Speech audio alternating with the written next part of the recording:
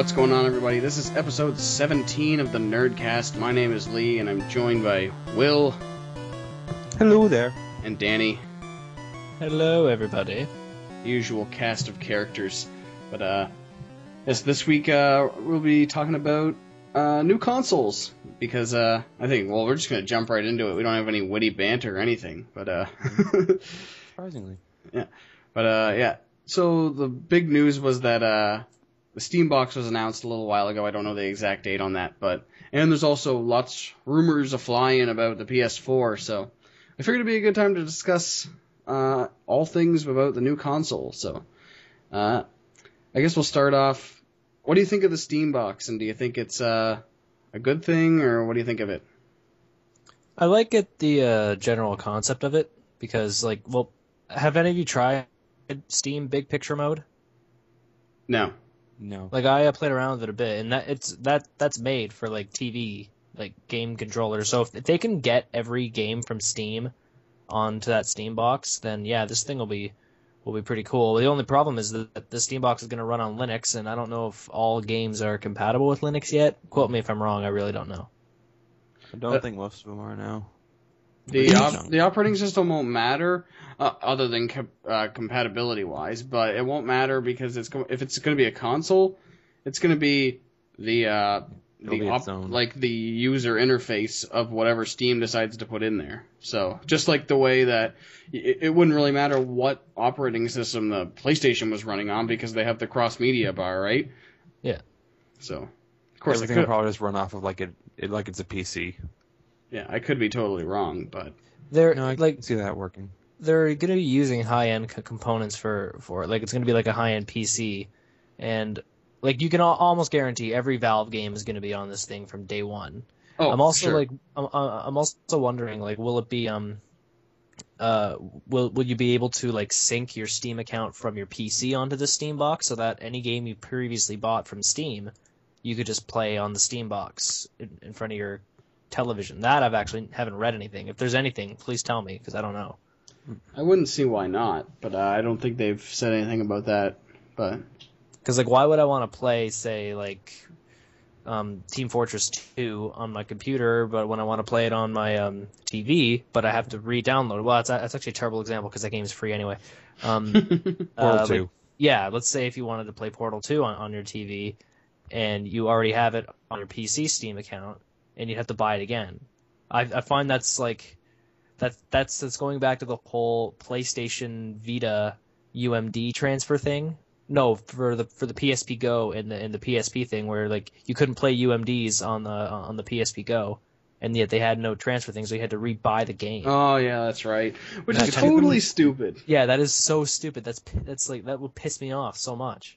I could see them doing some kind of transfer fee just to be another cash grab, but no, I actually don't see why they wouldn't just do free at all. With Apple, you have your Apple ID, and if you purchase iPhoto for iPhone, you can get iPhoto on iPad for free.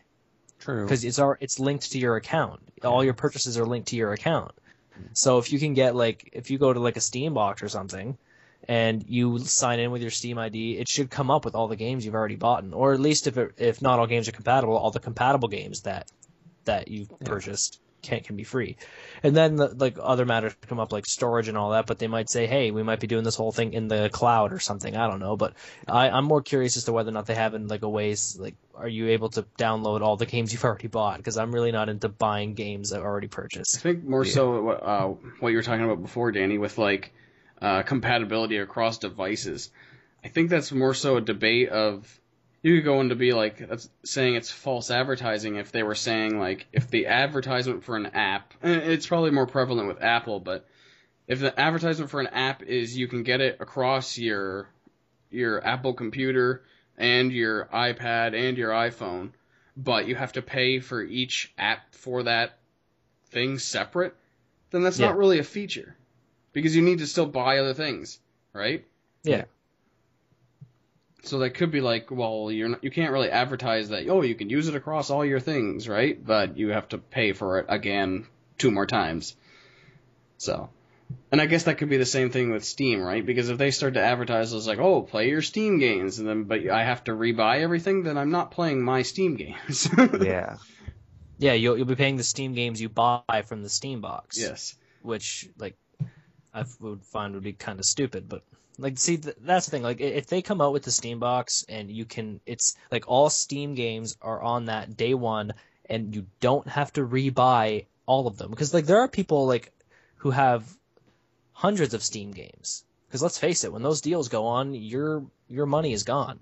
Or buy anything regardless of what they think of it, just because it's like 99 cents. Pretty much, yeah. It's like, oh, look at this game, 2-star rating, $3.99. I'd be dumb enough not to. Well, yeah. If they let you play all your games that you've already downloaded on Steam, they're probably going to make more sales off of the Steam box itself than they would from making you rebuy the game. But then comes the debate that... sorry, Danny, I'll let you... I was going to say, like, actually, it might be the same thing that you were going to say. Like, I was going to say... the price of the Steam box. Well, I wasn't going to say that, but it kind of makes it irrelevant if the fact that if I'm worried about getting my Steam games that I have on my computer already on there onto the Steam box, why do I need the Steam box? I already play on a 32-inch monitor. I'm playing on a TV from my computer.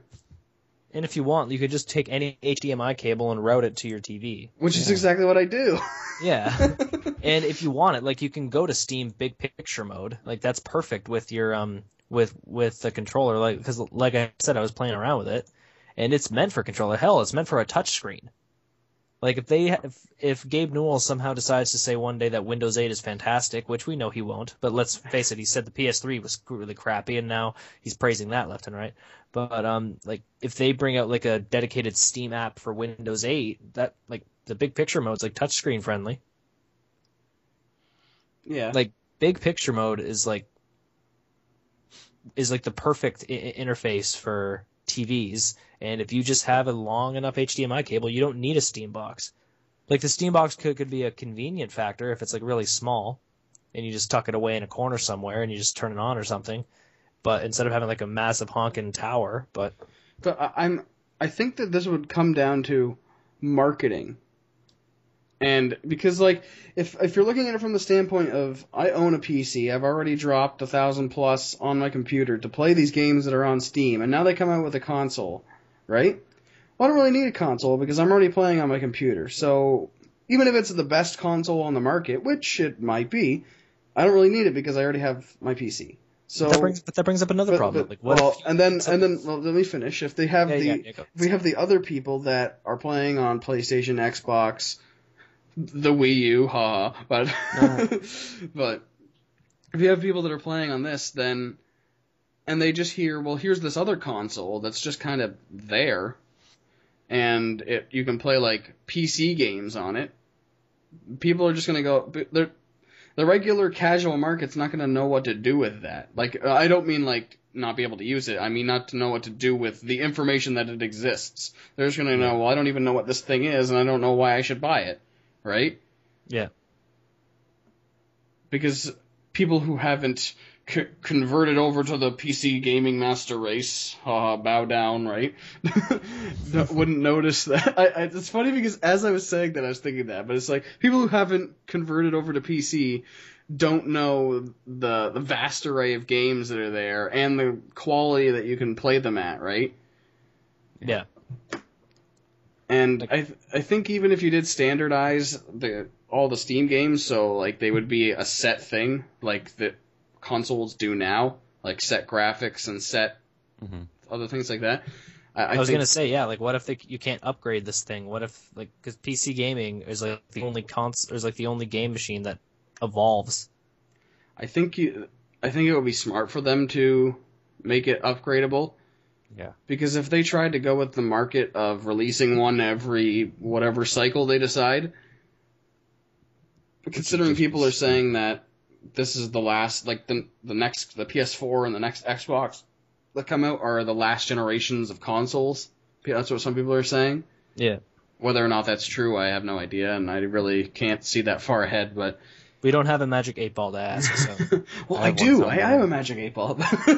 Oh, no, it's break that shit out and let's get her going. Come on. I have a coin. Just a second. Oh, he's doing it. He's doing this shit. He's doing it. This is going to be awesome. Let it be known that on this day, on NERDcast, the future of consoles was decided / predicted / guessed upon. All right. NERDcast exclusive. If you get an ask again later, I'm just going to be so annoyed. I'm also going to take a picture of it with my phone to post it. Just to prove what happened. And come back to us in 10 or 15 years when the next generation is over, because Lord knows Sony will come out with a 15-year life cycle for their console, because they're fucking ridiculously insane. But 60 years from now, introducing the PS5. With Ridge Racer! But okay. With Genji 3, an action game based on real Japanese history. And here's this giant enemy crab. And Giant coming enemy soon, crab 2.0. Portal 3. And Still no Half-Life 3. did you ever hear about that? Some people were like talking about what the next Valve game should be. It should just be titled 3, and it would be a mixture of all the games that are having the 3 in their sequel together. Like Portal and Team Fortress and Half-Life, and Dota. An amalgamation of all of their games into one. Left 4 Dead. Yes, Left 4 Dead. Zombies going on. A zombie Portal I'm game. just trying to picture. Gordon Freeman. Okay. I'm shaking up the 8-ball here, and let's see. I want to get it nice and good. Just said that as like an offhand remark. I didn't think anyone would actually have one. The NERDcast exclusive report on whether. What was the question again? Whether or not this will be the last generation of consoles. Whether or not this will be the last generation of consoles. The upcoming generation will be the last generation of consoles. The answer is, as I see it, yes. Okay, so come back in about 10 years and say, we told you so. You heard it here first. This is the exclusive reveal. Let's see how right we are. I can't take a picture of it because the flash is just too bright and the light's not enough otherwise, and there's too many bubbles. I can barely read it. You'll have to take our word for it, guys. Viewers, people, humans. Yep. Extraterrestrials, possibly. You're still people, though. The 8-ball spoken. End of the console generation. But, okay. So, as we were saying, Back on track. my overall, my whole opinion of the Steam Box is that it may be a good console, it may be the best console. Actually, I would probably put a lot of money down that it would be the best console in the market, but I don't see a use for it. I don't see its place. It's a very good idea. It's the we hero. Just don't really it's the need hero it right video now. gamers need or deserve, but not the one they need right now. Yeah, we buy don't it need something like because that I right can now. take it. But yeah, There are too many unknowns for this right now. Like, will all the games work on both? Like, if this had been said, listeners, I don't know how many of you there are, but if this has been said, tell me or message us on Twitter saying, yes, this has been said. Link it. I don't care, but I don't see any transfer thing between games. Like, will you be able to play both? Like, do you have to rebuy your games? Will it be like a controlled environment where you can't upgrade it? Because if you can't upgrade it, then you might as well just consider it just like a console, like the like the PlayStation or Xbox. Or and another or Wii. thing would be is if there's over platform competition between like PlayStation or not PlayStation, PC and the Steam Box. So like if you owned a Steam Box, driving themselves into a corner there, like with their own stuff. Yeah, I don't really know what to think about it. I don't think we have enough information at this point. And It's all preliminary. I like because there was a big interview that Gabe talked about the whole thing, but it was way too long for me to read the entire thing. Oh, and you should read his segment on Windows 8. That was funny. The one thing that I was more concerned about that I did read in its entirety, and I didn't get any information about it, and it was one of the reasons why I didn't read the rest of it, because I was like, if it's just going to be this vague hinting at, I don't really care. But I was like, what's the controller? Is it a new controller? Is it a keyboard and mouse? What is it?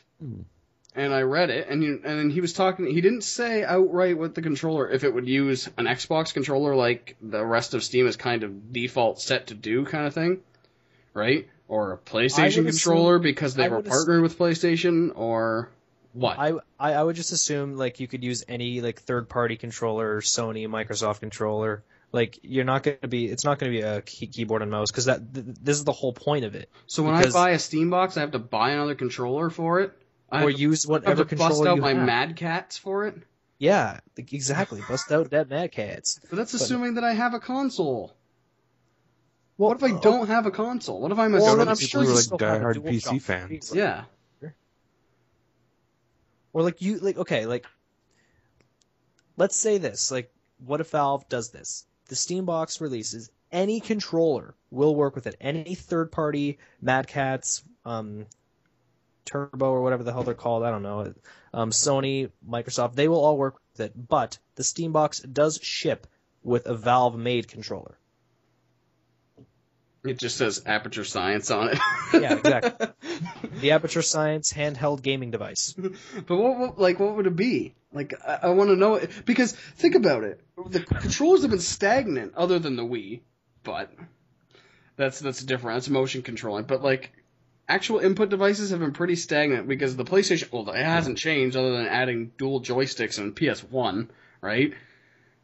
Well, Maybe it's vibrated, or maybe what? Why do they need to change? They're fine. I have no problems with any of them. That's what I mean. So what's the Steam box going to be? Well, like, is it going to be?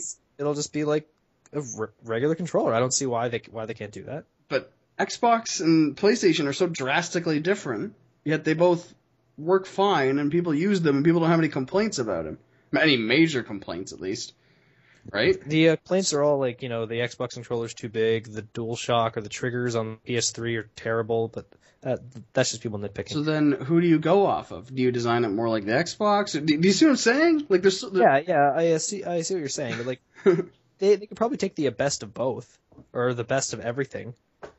Because like, I remember a while ago, it was an article I read on IGN. I can't exactly remember when, but when the news came out that Valve was developing their own hardware, Valve confirmed they were developing their own hardware, but they didn't confirm it was the Steam box. They actually said it's like peripherals. Like they are, like I remember reading like they're doing their own peripherals. A controller might be one of those. They might have something in the works where it's like an amalgamation of the best ones.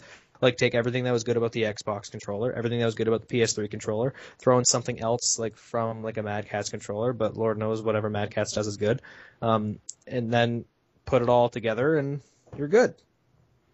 Like, yeah, but I agree that they could do that, but like, it's still the fact that there's going to be a new controller, if there is, and they haven't said anything. They haven't said anything about any kind of controller input at all. Or they could partner with like Razer and have them ship with like a Razer, what's it called, the Onza or something? It's that Xbox controller, the one that's compatible with the Xbox 360. Yeah. It's not made by Microsoft. It's meant for the Xbox, but like they could like have Razer create a controller for them, or have Razer create like a universal controller on their own. Or go back to the old like Atari 2600 joystick. Yeah, geez, like that. We actually do get a keyboard, and then we do .command input methods. It's your own choose your own adventure game. Turn left, turn left, turn left. Okay. So, I'm trying to think of what I was going to say. What about the PS4? There were some rumors that I don't remember if it was going to be announced at this year's E3 that there is a PlayStation 4. Like, I just read they might announce it before E3. Oh, okay. Well, I heard sometime around the spring, so When is GDC? I don't know. Who knows? They might say like they might give a date of when they might announce something. Because when did Will, you'd probably know this. When did they announce the Wii U? Like they announced it as Project Cafe, but when did they start that? Like when did they first announce that? I honestly can't tell you off the top of my head. It was E3. probably a year ago in November, I think. Well, no, that's when the Wii U was announced. I don't even know when production was first announced. Like they announced like I don't know like whether or not how far back before E3 2011 it was, but I know like it was before E3 2011. Yeah, definitely. So yeah, I don't know off the top of my head. Well, look back at the Xbox 360. They announced the Xbox 360 at E3, and it came out in November, so they might just be doing that again. So they might just wait till E3. We don't know. We haven't heard anything about the new Xbox either. Not even any rumors that I've heard. Not either of them, to be honest with you. What? Not excited about either of them, to be honest with you. Well, it's funny because I thought, yeah, it'd be cool to get a new console, but then I didn't actually think about it. Like, it won't be a new input format. Like, think about it. The PlayStation 1, all right, we're going to just stick with PlayStation Xbox. The PlayStation 1 was CDs. PlayStation 2 was DVDs, and then PlayStation 3 was Blu-ray, right? Yeah. And so now, and the next one, unless there's some new format on the horizon that no one's ever heard of or hasn't been announced. Proper digital distribution again. That's what I was going to say. It'll just be digital download. They will have, they won't have just digital distribution because that would piss off everybody because that means the whole game market would be gone. Yeah. And that's a topic for another day, or I think we actually did the topic before, I don't know. Maybe, but hopefully if they do digital distribution, they'll do some of it right. Yeah, like when they first announced the PS3 or the PlayStation Store, when they started doing digital distribution, it sucked. It was terrible. Like honestly, like the layout of the store was just an abomination. Like I'm more of a fan of PlayStation than Xbox, but if there's a few things that Xbox has done better than PlayStation, it's the way they handle the downloadable content. Like the interface and the way you buy and how you find all the stuff is so much easier. Well, they've changed the PlayStation Store a little while ago. It was a couple months actually, I think, right? Did you notice it's much slower now too? Yeah. Well, I didn't notice that, but I just the way you navigate things is terrible compared to the old one. Yeah. I do not like it at all. Sony doesn't really know how to do online stuff, personally. And the search filter is still god-awful, because it's just like, I have to type in pretty much, like, if I wanted to download, like, Mass Effect downloadable packs, I pretty much have to put in Mass Effect up to the C, and then, until, like, oh, you want a Mass Effect? Oh, okay. Yeah. And then even then, I search it, and it's like Mass Effect 2 packs. Not the one that just came out that I'm gonna want. I remember when I think I don't know if this is how Xbox does it, but when you search, it searches for the latest release of what on the lines of what you're searching. So I typed in Mass, and Mass Effect 3 Omega was right there. First thing up was Mass Effect 3 Omega. Which it should. That's how it should be. Like Microsoft has done a great job doing that, and like personally, I prefer buying games online on Xbox than PS3, but Xbox doesn't have Journey, listeners, and Journey was my personal game of the year. I like Journey. Yeah, Lee, you know that game that was nominated for 11 DICE Awards, the Oscars of gaming? Mm-hmm. The one that you have not played yet? I've been playing Mass Effect 1. That's true, you gotta get that over with. That's I went out and I got a thing for Christmas, so I bought Mass Effect 1 and Omega. And that just closed it, so I have to buy another card. And now he realizes the true tragedy that is the Mako. Yes. I've experienced the Mako in its full glory. Well, shouldn't they almost. bring that back on like April Fools or something? April Fools. Mass Effect 3 multiplayer, everyone plays as a Mako. I think Mass Effect 4 should be, instead of the Normandy, the main ship is the Mako. The main character is James Vega. And your squad mates are Niftu Call, Conrad Werner, that reporter that you can punch out, and Blasto. Just everyone you've ever hated in the game is... Okay, guys, let's stop talking about Mass Effect 4 and go off topic. Yeah. Because, we've kind of done it. Back to consoles. It's a new year. We broke a rule here again, guys. But yeah, so there's not too much. There's just murmurs and whispers through back doors about the PlayStation 4. But one rumor I heard. No, I don't think it was a rumor. I heard. I think it was someone's hope, because like we can't really beat around the bush here. Sony is sort of doing absolutely terrible financially in many ways. Like their cell phone business is sort of getting better, but they're like. They still make cell phones? Yeah, really? they make pretty good ones too. But they are tanking hard, and the Vita is part of that because the Vita's not doing too well. I heard like they might do a Wii U type thing where one good thing to like what they could do is to stop packaging or stop selling the Vita and sell it as a pack-in controller with the PS3 or with the PS4 and do like the whole Wii U thing. That would be good, but it would still need to come with a regular controller. Oh yeah, obviously. Which was my biggest gripe with the Wii when it came out. I was like, you can do all your motion control and stuff you want, but at least give me the option to play the regular way. The classic controller, but how long after was that? Was that right away? I don't know. Yeah, but the classic controller, that was classic, like it was a NES controller. It had A, B, start. But yeah, I could see them doing that, and if I had the money, I'd probably buy a Vita. But then again, there's also not too many games out. There are some to mention, and the ones that you should play are awesome, from what I've heard. I'm holding out for Final Fantasy X HD. For your Final Fantasy Theater Rhythm, Guitar Hero... Katy Perry version? Yeah. It's pre-ordered, by the way. But no, like, my girlfriend's brother got a Vita for Christmas, and he plays it all the time. And he enjoys it. He got Assassin's Creed Liberation, I believe it's called. I think so. Right? And he also got Silent Hill or something. But I heard like the actual games that are really good for it, games like Gravity Rush. I've heard nothing but good things about Gravity Rush. Yeah, all the good games for it are like IPs for the Vita, which is good. Like it's going to run into the same problem that the PSP did, where almost all the good games are Sony-made games. Yeah, and that's also going to. It's the same problem that happened with the Wii, because no third party like put any damn effort on the Wii. And then all the good games, you got like what? Super Mario Galaxy, Zelda, Metroid, all the good games. Super Smash Bros. Yeah, Super Smash Bros. All the Nintendo-made games were the hottest selling point. One problem with the Vita though, where they're going to lose sales constantly, is that they have it's a great like program. It's that cross-buy thing where if you buy the PS3 version, you get the Vita version for free.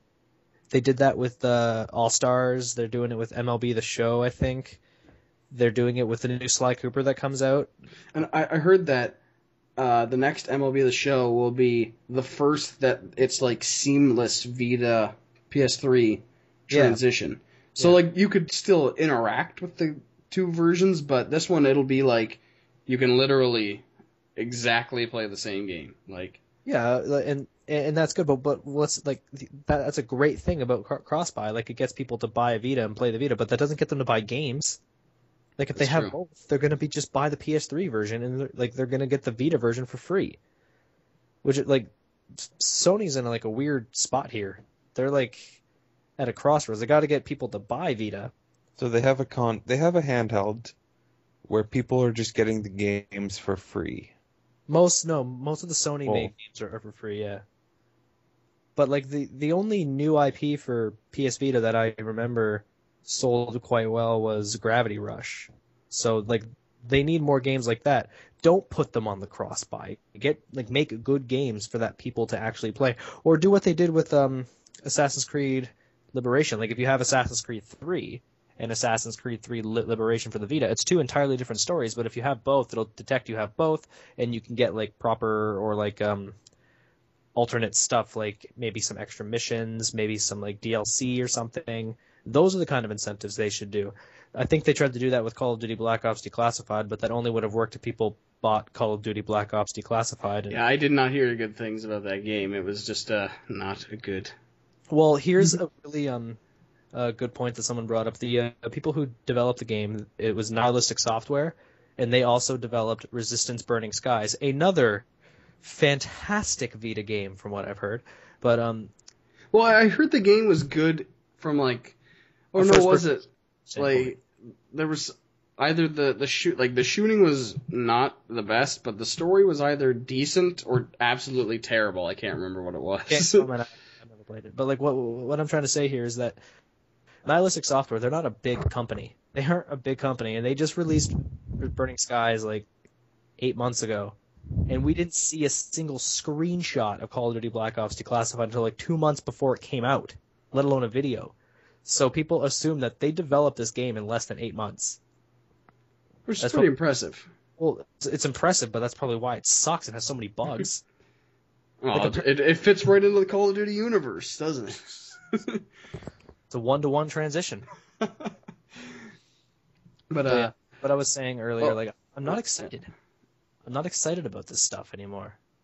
Like, I'm not excited about buying new consoles. Like, I feel like I can go, like, if they release it in, like, November, I can go till March before I even pick it up. Yeah. Or even think about it. Because, like, honestly, like, the only games I play right now are Mass Effect 3 with you guys. Or I'm on my PC. Because, like, I basically spend 99% of my fat ass time on this PC, so. Which reminds me, I still got to download Crysis 2. Another thing I heard about the PlayStation 4 was, and I think it was just a rumor or speculation, was the code name for it is the Orbis, right? But some people are speculating that might be the official name because it goes with Vita. Well, then Sony would have reassured us that they are all smoking crack. Could you imagine, like, the commercial is just like, coming soon to a store near you, the PlayStation Orbis. Experience all your gaming in high definition on the Orbis. And in the background, you can hear someone whose camera for the commercial laughing. Yeah, trying to hold in laughter. Everybody, we will release the Orbis.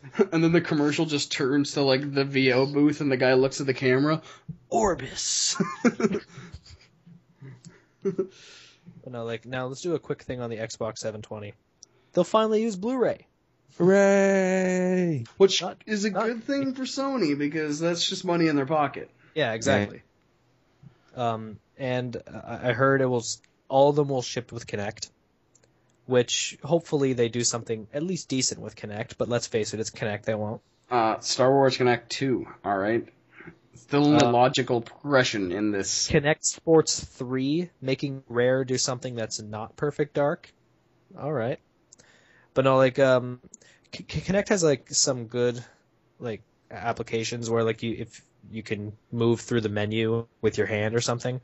Like, that stuff's pretty cool. But the game stuff, like, none of that stuff interests me, so they got to do something really nice with that. And I remember we were saying last time that graphics can't really get much better than what they are now. I don't expect a big jump in visual style or anything like that. I don't expect any jump, other than the fact that maybe if it's digital download, the files that you're downloading might be bigger. But then again, you're already still like... I expect higher resolutions, that's it. But then if you download, like... Well, when I downloaded Mass Effect 1, it was 8 gigs. And I think it was tweaked for PlayStation 3, but still. That game's old. They could have tweaked it by, fixing the Mako, but no, I guess not. But what I mean, like, I don't even know what the capacity of a Blu-ray disc is, but I'm assuming it's in the area of at least 10 gigs. So if you have to download... Blu-ray disc? Yeah. Oh my god, they're upwards of 25. That's what I was... Yeah. Just a single layer. But I'm still saying, when you're thinking of downloading that much all the time, someone like me, that's going to just destroy my bandwidth.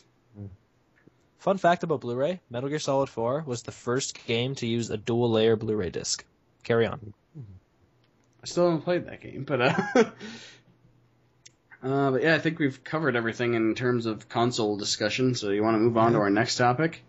Sure. Hold on, let's end it though. On a scale of 1 to 10, how excited are you for new consoles? I'm about a 5 or 6. I'm even lower. Yeah. I'm curious about them. I'm curious. But I'm curious to see what they can do and what the games will be like, but am I going to go out and go to a midnight release and buy one as soon as it comes out? No. Of course not. No. Unless it's... Well, I'd have to wait until I hear something about it, but... Or if the games that are coming out for it at start are really curious good. About it. Like, the 5 or 6 is only because I'm curious about it. Like, it would need to be like an 8 or a 9 for me to even think of buying it in the first, 3 months. Yeah.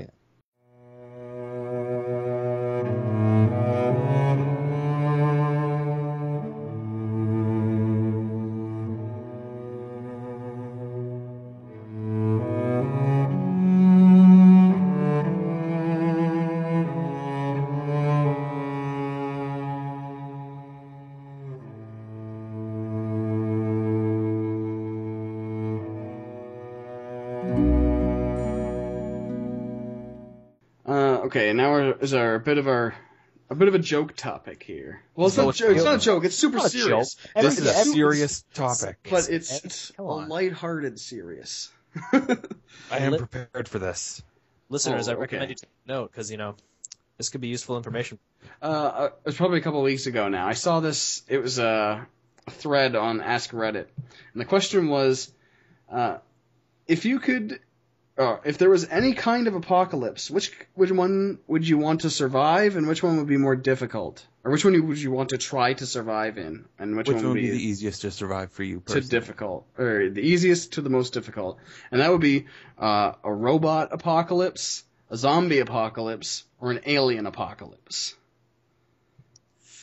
Ooh, Where to start? Let's first get the parameters of each. this was actually a really tough thing to think about. Yeah, the parameters are what I think is the most important at this point. Mm-hmm. Let's start with zombies. What kind of zombies are we up against? Just your average. I'm thinking like the Walking Dead TV show zombies. Okay. So drooly, but they can chase you if they have to. Yeah. Okay. So they're not like really dumb, but they're Like a dumb animal. yeah, they're A like dumb, savage animal. the bear that got hit on the head a few many times. Like Yeah. it still knows you're there, but it might not right away. It will try to eat you, but if you And stay out it's of its probably way, going to be successful. but it doesn't have a very easy time catching you. Yes. Okay, so that's the zombies. Robots. See, I think that the obvious answer to this would be Skynet. like a Terminator style robot, but I think that's way too unfair for the survivors. Yeah. Let's go with more of a current technology goes haywire kind of situation through a virus or something. Or like, say if we have like a army full of datas. I was thinking more of like I think we'd have to go a bit to in the future because we don't have an actual robot Cyborg. that's capable of walking around and is weaponized or capable of picking up a weapon and using a weapon. Right, like I those feel little, like a those more little, fragile Terminator might be our best bet, so like a Geth except without the flashlight heads. without the flashlight. But yeah, I think that, and it would just be like the robots would be overtaken with a virus that just causes them to want to kill. Okay. So like they don't have any extra like So like the movie iRobot, the Will Smith movie. kind of Yeah. deal, right? yeah, those So, things. so they're like ranged, smart. Yeah. So I'm thinking that it would be basically like just as we invented an artificial intelligence that is sentient went rogue. Okay, so you don't want to get into its field of vision, but it's not like launching all the nukes ever at Earth. No. Okay. So we It's have just- some it would be chance. hand-to-hand combat, and they're using like either regular guns or maybe a primitive laser sort of deal. Yeah.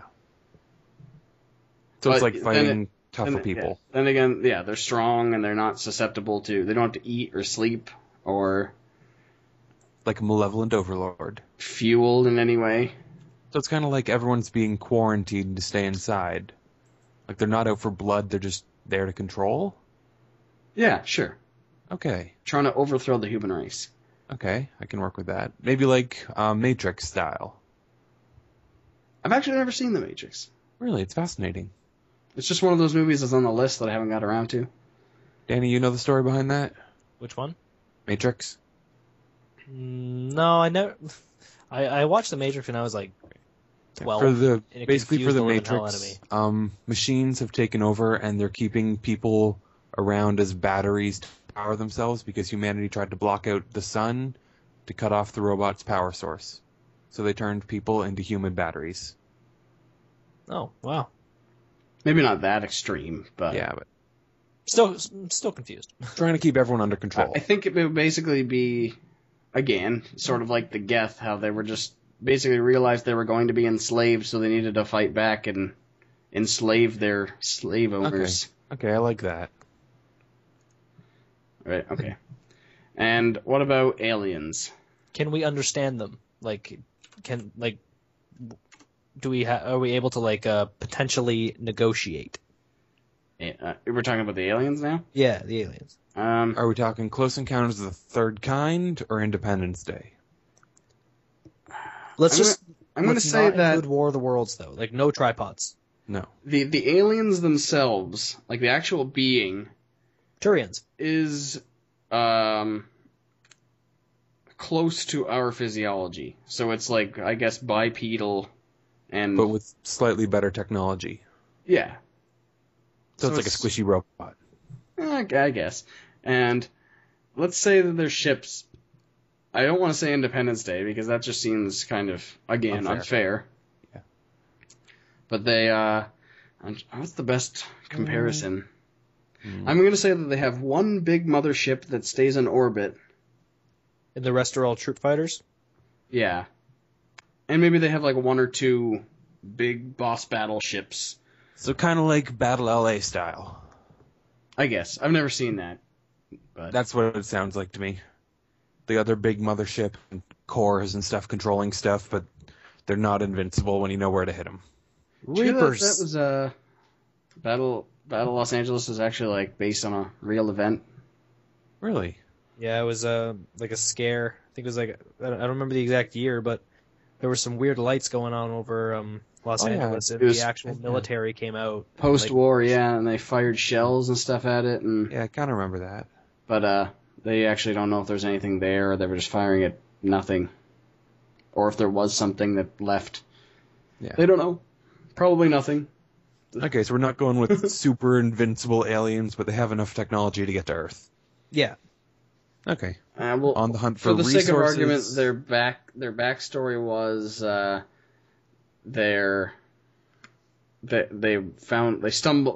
guess not stumbled upon, but they found like a wormhole. So they're not actually capable of like interstellar flight, but they're stuck here. Yeah. So they're trying to take over resources and stuff, and So humans are more of an annoyance. Yeah, it's just so they can like a colonization effort. Yeah, so they left their planet because Cowboys and Indians then. So I guess they left their planet because it was overpopulated or polluted or something. Uninhabitable. Wow, I don't see any like similarities between that and what we have right now. Yeah. But yeah. Let's take Earth. It's so pristine. Okay. So those sound like good parameters. First of all, I'm gonna say which one would you rather try to fight through?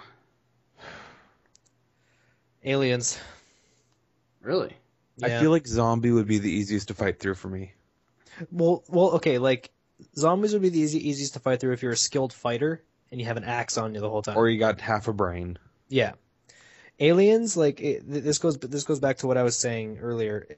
Like if we actually fight them, if we have the ability to have diplomatic negotiations. Oh, the aliens don't speak our language and they don't have any way of communicating with us. Well, then bullshit.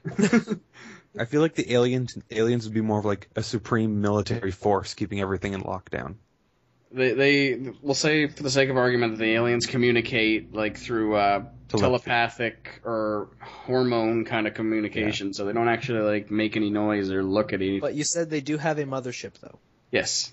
Okay. Is the mothership where all of their consciousness is connected, or is it just a home base?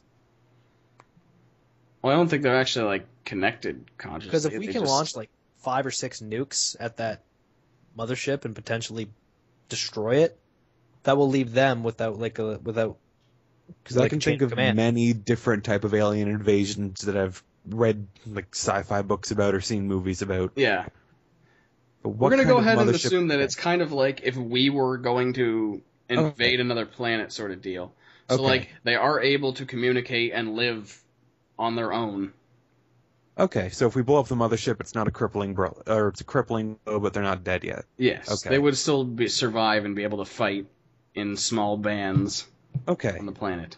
I still pick aliens because I feel like it would be more of a fair fight if you think about it, because they have consciousness, they are self-aware. Like if you fight a robot, that like those robots can be programmed to be murderously powerful. And zombies that's can why I attack. pick zombies, because I don't exactly want a fair fight. I want something where I have a bit of an upper hand. And zombies can like attack you in like hordes of like thousands, and they don't really care if they get shot in the head because they don't even know. True. That's a good point. Like, because if you're at least fighting like aliens, if they see a gun pointed at their head, they're gonna move. yeah. If you see a zombie and you point a gun at their head, they're just gonna be like brains, and then just keep walking towards you. Robots, on the other hand, who knows? If they're made of like adamantium or whatever the hell it's called, you're fucked. I'm feeling the robots, though. A thing that doesn't exist.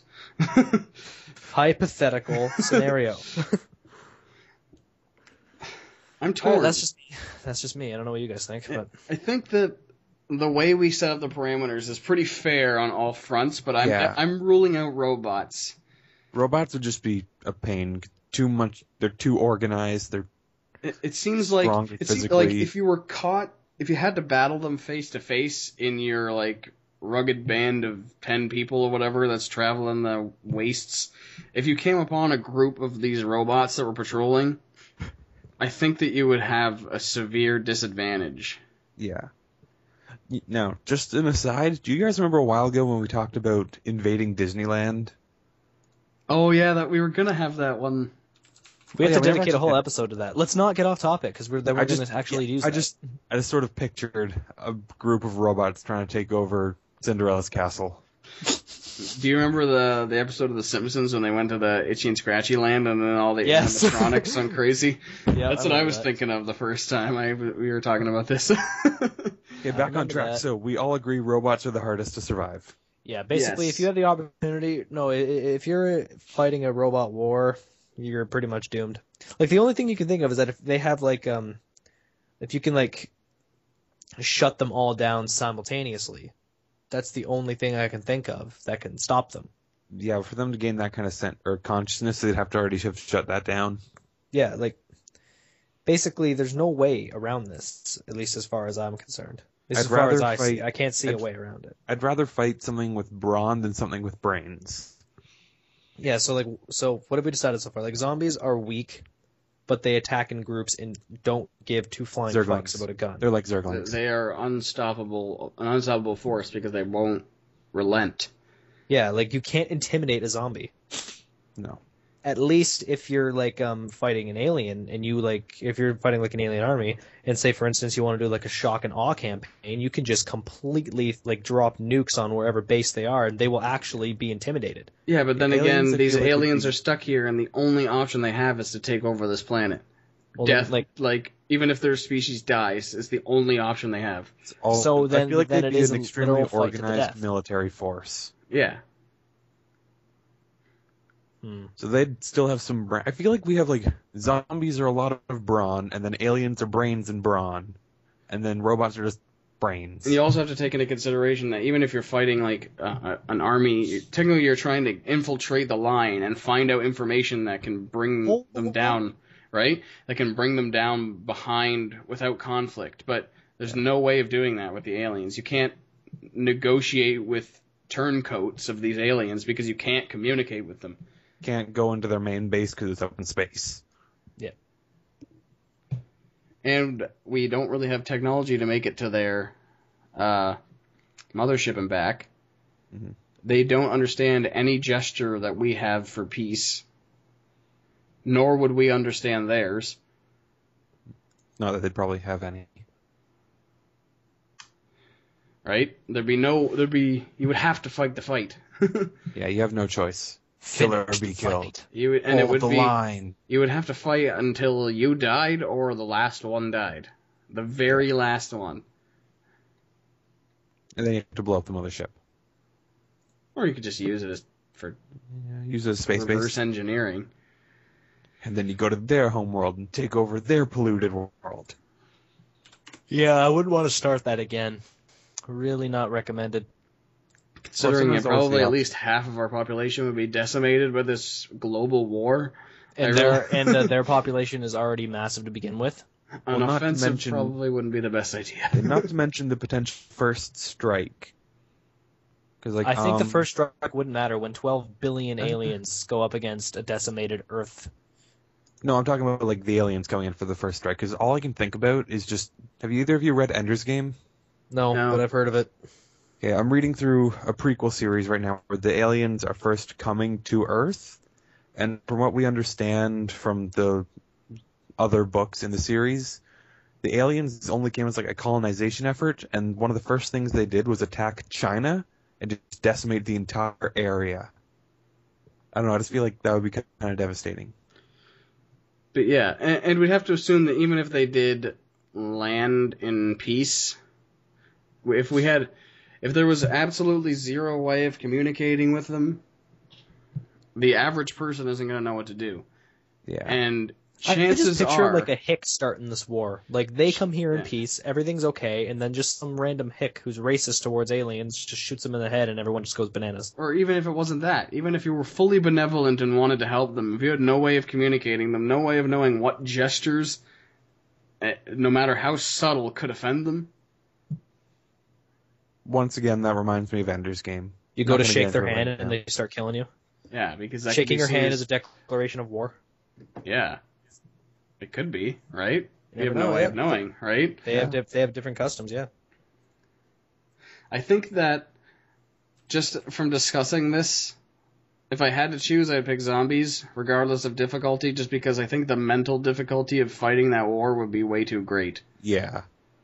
At least in a zombie apocalypse, anyone has a chance, rather than in an alien apocalypse, it'd just be the military. Well, even if you just hid, even if you had a stronghold somewhere in the backwoods that they're not looking for, Yeah. right? Because they're just trying to take the cities to find somewhere to live and be close to resources. If you just decided to survive somewhere, it would still be difficult knowing that there's someone on your planet that's killing everyone that you have no way of trying to communicate with and stop bloodshed and try to come to peace, right? It's just the fact that there's the possibility of peace kind of looming there. But it's...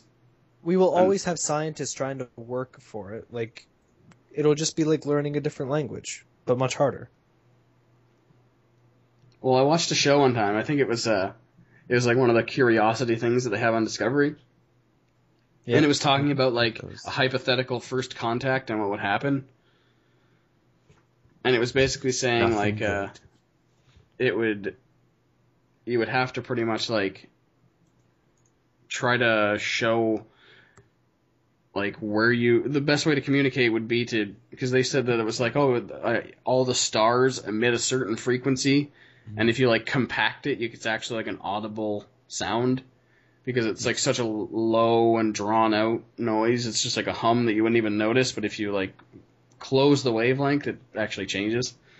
So they said the best way to do that would be to show the aliens the wavelength of our star and stuff like that, and that we're just kind of here. Could always just invite them over for pizza for a game of hockey. Try that. I'd do that. Oh, and then if Mass Effect taught us anything, the aliens might not like eat the same stuff as us, or right? Because they could be a different like protein base. Yes, touche. That's right. So if we offered them food for peace, they could eat it and die, and then start another war because they killed their main guy, right? Yeah. Are any of you guys getting the feeling that no matter which war we fight, we're all screwed? Oh no, I think that. No wait, no. Hold on, no. I was actually thinking now. Like, if you're smart enough, like if you get we're all going to be honest here. The world is full of stupid people. They're going to go first. They're going to die first in a zombie apocalypse. Well, to quote the great George Carlin, think of the stupidest person you know, and then think that half of the world is stupider than that. Oh my God, that guy had an insight. Or no, but it was think of how stupid the average person is, and then half of the world is stupider than that. That's what it was. That's funny. But no, like if you're really intelligent and you are a good strategist, you can survive this. You can survive a zombie apocalypse for forever. Like if you like get a group of people together, if you know how to properly fight, if you know proper strategy, you can hold off anything. Given the right location, like the right proximity to food and water sources, the right people that have the know-how of how to do different things, like build stuff and be a doctor and things like that. Make explosives. All right, guys, I'm actually going to break out something. It's a textbook from my school. The class I took last year, there was about a whole chapter on a zombie apocalypse. Seriously? I wish I was kidding. I'm going to find it. I'm going to read this to you. My plan would just be to probably hold out here at my house as long as I could, just because Push them And- onto the train tracks every day. I'm going to think that since there's not a lot of people out here, there's probably not a lot of zombies either. Ours is kind of the middle of nowhere, isn't it? Yeah. I think it's exactly in the middle of Grassy. Yes, it's the heart of Grassy. It's basically the heart of nowhere. On the downtown strip, actually. Where the parties which is the one street that passes through. All right, I'm actually finding it right now. It's under the chapter for like parasitism and disease. But personally, I would prefer a zombie apocalypse to a robot or alien. Yeah, the more I think apocalypse. about it, I'd prefer that as well. Okay, now what if the robot apocalypse? And we can probably go back to anything you wanted to discuss in the book later, but what if the robot apocalypse, it was what you were saying earlier, Will, and it was just the technology that we have currently goes haywire, and we have no way of, using that electronics because they would either shut off, basically became sentient, so our TVs know that they exist and they want to kill us, but they have no way of moving. Stack us with static all day long. Right? So they would just shut off. So we can't use the internet, we can't use electricity, we can't use anything because it's trying to actively hunt us down. So Well, communications are shut down. wouldn't that be the really horrible part because of how dependent we are on technology? Yes. Yeah, I'm doing a course on that right now. Because if we lose technology, we are done. Everything we have, like all of our military, Food. like all of our food, defense systems, weapon systems, it all relies on technology. And if all those go haywire, basically all of our defense systems are Will, you will get this reference, and I'm pretty sure Lee, you might as well. The episode of Star Trek: The Next Generation when Picard becomes a Borg, he has all of the defenses of Starfleet, so Starfleet has nothing against them. So they can't defeat the Borg because the Borg know everything about Starfleet now. That's basically what this would be. They would have all of our weapons. They would have all of our defenses. They would have all of our knowledge. They would have everything. We have nothing. Basically, we're back to ground zero. So that would mean that let's assume that we're having the Y2K-like phenomenon where people thought that the electronics were going to go crazy and fire off all the nukes and missiles and stuff like that. Yeah. So we have half the world obliterated due to nuclear annihilation. I'm sorry, I was just thinking of that one scene in Family Guy right when the bombs go off and there's a 3-second silence and Peter's like, holy crap! Anybody else feel that? Yeah. A plane lands on their house.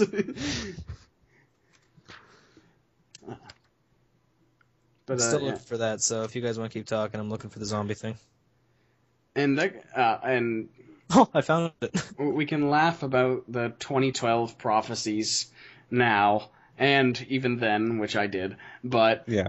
the one theory that I was thinking that if anything was going to happen, if the .0000 repeating infinitely one chance that something's going to happen, it's going to be a solar flare and it's going to knock our power out, right? Yeah. That's the the Earth's axis spinning out of control and hurling into the sun. That's garbage, right? A solar flare is the only scientific thing that I feel can happen. Considering right now, it's because happened. It's It's happening. It happens all the time. Solar flares hit Earth all the time. Well, there was one that was big enough that would have been the apocalypse causing solar flare today, but it happened in the 1800s or something like that. Oh, it was the one where it was the northern lights were seen everywhere. Yeah, and Yeah. it knocked out all the telegram wires and stuff like that. Yeah, I remember. I read about that.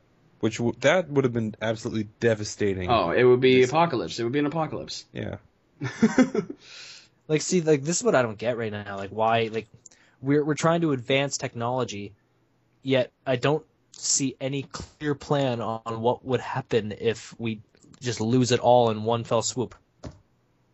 Yeah, Panic. well, we don't really have any safeguards, but Well, shouldn't we be putting effort into actually developing safeguards for this? I'll see, Danny. Now you're traveling down the road of you're assuming that everyone's actually responsible and thinking of these things. Oh, I forgot. Everybody's dumb. It's okay, everyone. I have a surge protector. I am ready for the solar flare. I will still be able to play video games in the event that this goes off. So here's what I found about zombie apocalypse in a book. So this is written by distinguished biologist, I guess. I don't know the guy's name. But he said, so what are humans to do about a zombie apocalypse? You can either do quarantine, a cure, or aggressive eradication of zombies. And what they recommend, aggressive eradication of zombies. Yeah. Yeah, I'd agree with that. I think if it got to the point of that, like, where it was in The Walking Dead sort of deal, where there's, like, literally Military's no gone. one else, the military's gone, the government's gone, and you know that for a fact. But if it's just like maybe you started just murdering your entire town that turned into zombies, meanwhile they've quarantined the town, so there's no way that it can escape, and you just killed all your family and friends that could have been cured, right? Yeah. Like here's what it But says. then again, I guess that's also the other downside of the zombie apocalypse, is that there'd be no way of telling that. No It communication. says here quarantines would slow down the eradication of humans, but it would not prevent it. It would just it would make the quick death much slower. And it says like what we learned from the examples is that when zombies attack, act aggressively rather than wait for a cure. And then it goes on for a whole bunch of biological stuff that I clearly totally didn't study for my exam. Yeah. I was actually really surprised they didn't have this section in our exam. Really? Were you? But okay, no, it was like 3:30 in the morning and I was studying and I got to this page and I was like, I spent about 5 minutes debating. I want to read this just because, but will it actually be useful? So you're saying McMaster University, a university renowned worldwide for their medical studies, is not having things about the zombie apocalypse on their exams, regardless of programs. That Hey, there's shocks shit we me. don't know about. There's shit we don't know about going on in there. There's probably a 4th year course. You never know. You just have to stumble around the medical wing there, the health sciences, and try to find a zombie in quarantine there. I would Just keep avoid my eyes and anyone ears who's open. drooling. I'll keep Then my eyes again, and then ears again, open. it is in Hamilton, so there's probably a lot of people drooling, but There's zombies on every street corner. maybe on like Barton. Oh, pardon. But that's The stores are run by zombies. chemically induced. But yeah, I think that we're done ragging on that. Yeah. probably offended some people. Oh well. Who would we offend? The people in Hamilton? They're already offended just for living there. We jest. It's all in good fun. But yeah, back to zombie apocalypse. Back to serious tones here. But I think that the things about the zombie apocalypse would be that there's so many. Well, and it's been done to death in the different media, so there's like little nuances. But you'd have to assume that how fast could they go? And I'm thinking that if they realistically were to happen, like they were rotting from the inside out, I'm going to go ahead and assume it's not going to be like Left 4 Dead style zombies that people are suddenly magnified in strength, right? Yeah. You would just assume it's just going to be one kind. Humans are turned into zombies chasing after you kind of zombies. Like we're not going to see like a Resident Evil nemesis kind of thing. Yeah, of course. Then that kind of depends on what of course, what fictional disease it is, right? If it was like a parasite that just attacks the brainstem and causes people to go insane, but they can't think, they just crave human flesh, but they're not actually like rotting. Mm-hmm. Yeah. And also, it wasn't really addressed like in The Walking Dead. People just kind of turned into a zombie. There was no like before the new wave of zombie apocalypses. The typical way that would happen was that the dead rose from the grave, right? Yeah. It seems that that's not happening in any of the new generation of zombie apocalypses. It's just people go insane. Well, that's been done before. Like that's kind of been done to death. So why would they keep doing it? Because that's the lore. That's the lore, Danny. The lore. The lore, Danny. Danny, fuck follow lore. the lore, Danny. Like all of a sudden, the vampires didn't suck blood. It's the lore, and then soon the vampires are gonna sparkle. What about a vampire apocalypse? No. No, that's not. No. No. It's just gonna be too bright and shiny outside. Yeah. We're gonna have really depressed Englishmen talking to us about their feelings all the time. Edward Cullen.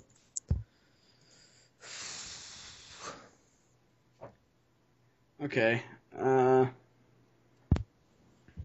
trying to think of a way to dumb down the. Well, we kind of. Because the aliens would have to be advanced enough to get to our planet. So they'd have to have a certain kind of weaponry and stuff. So we can't really, like, make them any less powerful, right? Yeah. Robots? We could dumb down a little bit, but I don't think it would really help much. Well, we kind of did that with, Yeah. the current technology. Or you know that little like the Honda robot that they made, like Honda made the robot. He just has guns mounted on his. So he just like kind of shuffles on a perfectly flat surface until he hits a stair and then falls over. Its voiceover program is Arnold Schwarzenegger. Hasta la vista, baby. It's just that's all he says over and over again, and just randomly he slips in, "I'll be back." And then for interrogation, they just lock you in a room with that guy. You sort of listen to him like, "Hasta la vista, baby." I just Hasta la vista, baby. Okay, I found a way to alternate or change the robot apocalypse. Ooh. Okay, Robots OP. a robot decides that what he's doing is wrong, and he sides with you.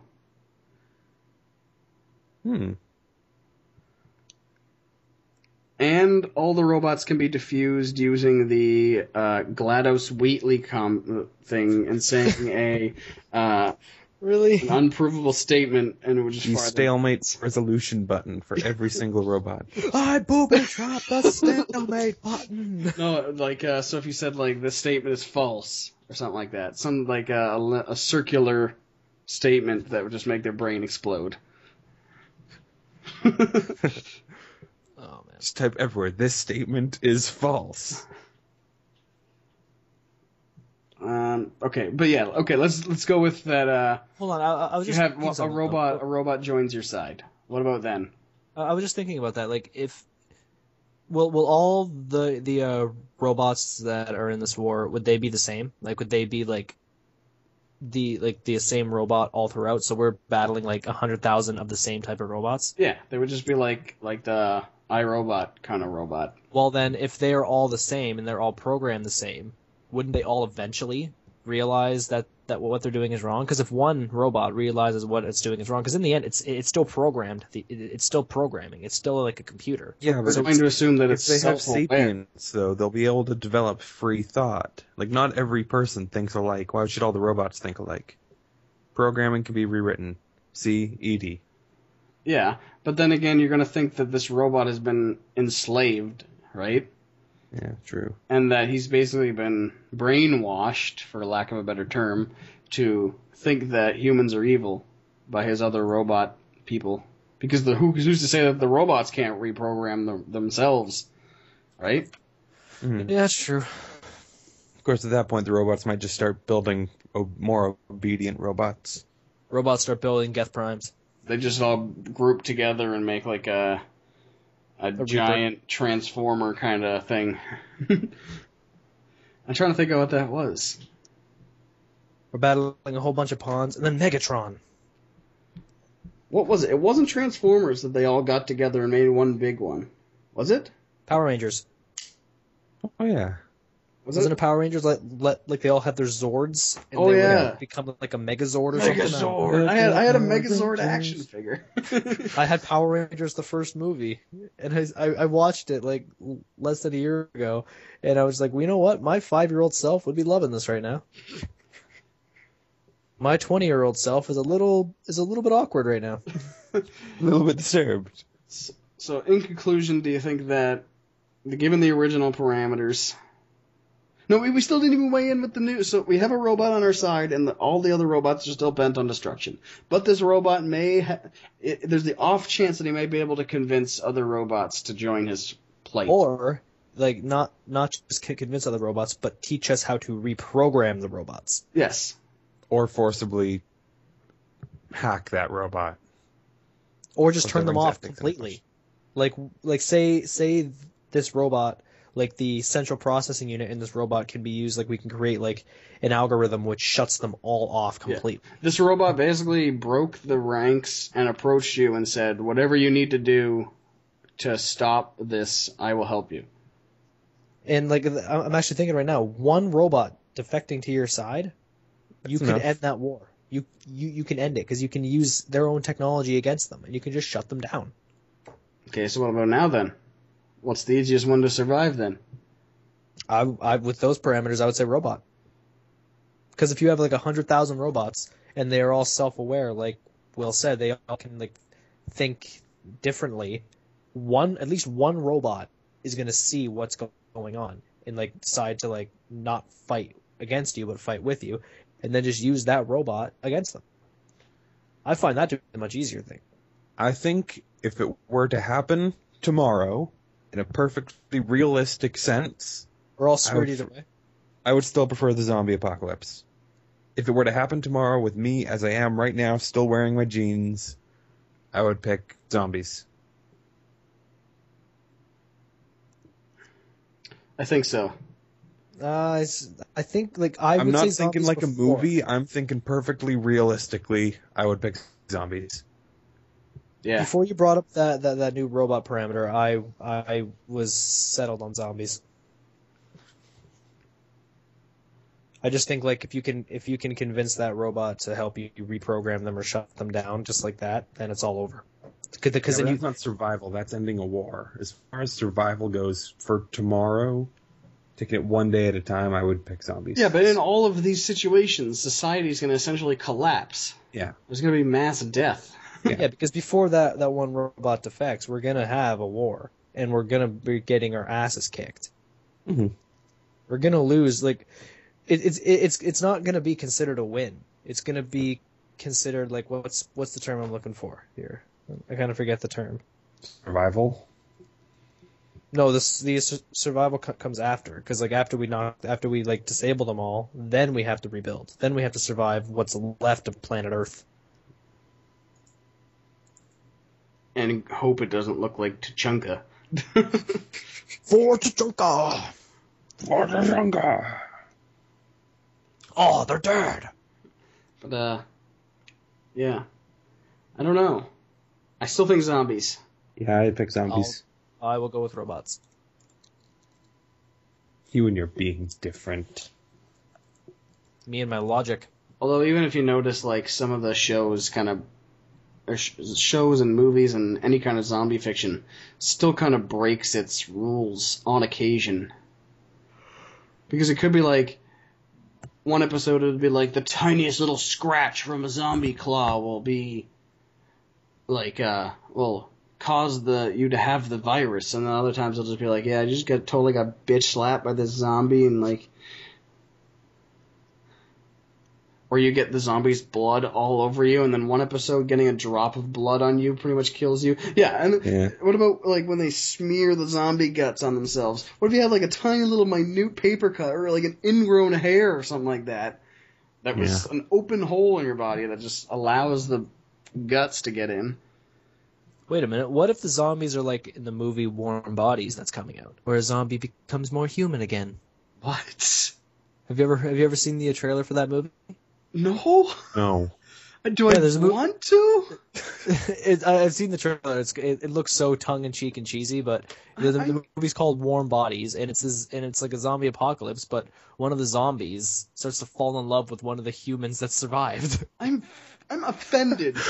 I'm outraged at this movie. Look at it right here. I will boycott this movie. It's like a Twilight for zombies. It's an insult, insulting my intelligence. Here's the actual plot of the movie. This is the actual plot. Yeah, it's insulting my intelligence, and you're talking to the guy who watched Abe Lincoln versus Zombies. Hey, I watched it too. Yes. No, I'm not saying the movie's going to be its artistic merit. My girlfriend's looking forward to this movie because she's into this kind of stuff, so I'm probably going to end up seeing it. But it doesn't make sense. It's not a zombie. It's not trying to eat you and kill you. This is the plot. Let me read it. After a zombie apocalypse, the zombie, given the name R, wanders across America, which is now filled with abandoned buildings, broken down cars, and hordes of the fellow undead, including his other zombie friends. That's the first thought in the head. Zombies don't have friends. After encountering and eating the brains of a teenage boy, R is overcome with the love for the teen's companion and girlfriend, Julie. R rescues Julie from the zombie pack and takes her back to an airplane at an airport that serves as home. When Julie eventually leaves the airport, R follows her back, blah, blah, blah. Oh, and there's a character who's played by John Malkovich. There we go. That's good. As the relationship develops, R becomes increasingly more human, and this sets off a chain of events that begins to transform the other zombies and changes the human perceptions of the zombies forever. Oh my god. No. That's revolting. I think it'd be a pretty funny movie. It won't be like a zombie, like you won't think of it as a good zombie movie. I think it'll have some funny moments. Instead of a rom-com, it's going to be a zom-com or a rom-zom. The movies One of those two. has to end with who was it that did the song? It's a million years old, but it's just like the I can't see me loving nobody but you. It's just gonna end like da da da. Like that's how the movie has to end. It legally and contractually binding has to end that way. Okay, I'm going to propose something very terrible here, and you can probably guess what I'm going to say. Nerdcast field trip. For what? To go see the movie. We're going to go see the movie. More bodies, all right. Up.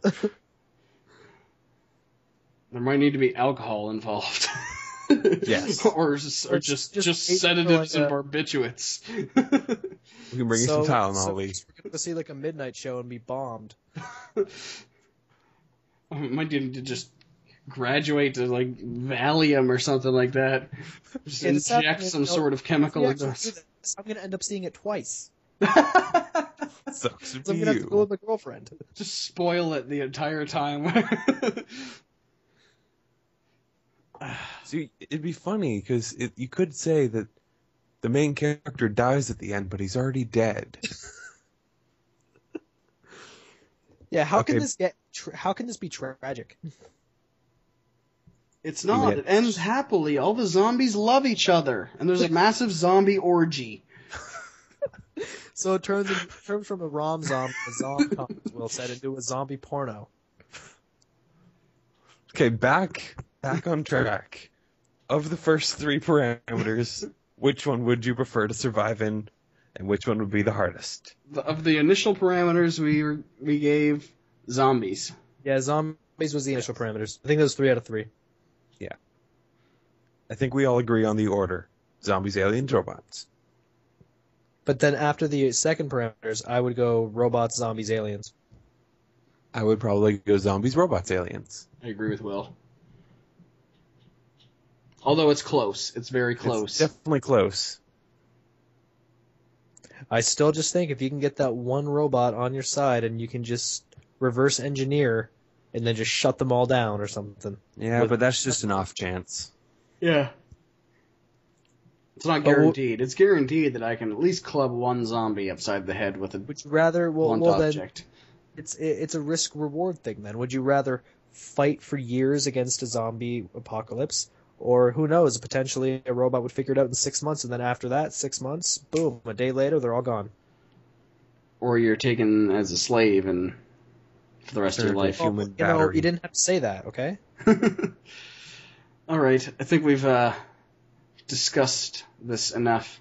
Yes. So, Be honest with us, listeners. You'll learn something from our podcasts. Unfortunately. I think that by the time this goes up, well, our website will definitely be active. Ooh. And probably our Facebook page. Ooh, Facebook page. So, there will be a post there. Is it going to be Nerd Book? Yes, it's going to be Nerd Book. And you can go there and weigh in on your options of this and any other debate that we've held in the past. Oh, and wait till you see the logo we have cooking up. It's high quality. There's High a quality. lot of things in the Well, works. it will be high quality. It was designed by Lee. Looks like something designed by Mark himself.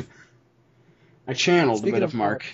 He will be back eventually. We don't know when. No, he won't. Oh, I'll get him back. I'll see him on campus and get him over here. No, you won't. Why? Where is he now? Is he in Arizona for the rest of his life? No, he's still at Mac. Doing what? You know, he's Ask him. told me what he does, and yet I still don't know what he does. Seeing Mark on Friday, that'll be fun. Actually, might be able to get him to. Ooh, that could be good. I can force him to do stuff. All right. Cool. Well, I think this is a discussion better off the podcast. But anyway, thank you for listening. And yeah, I think that's pretty much it. Hope you enjoyed. Everyone say goodbye. Best of luck in the zombie apocalypse, friends. Brains.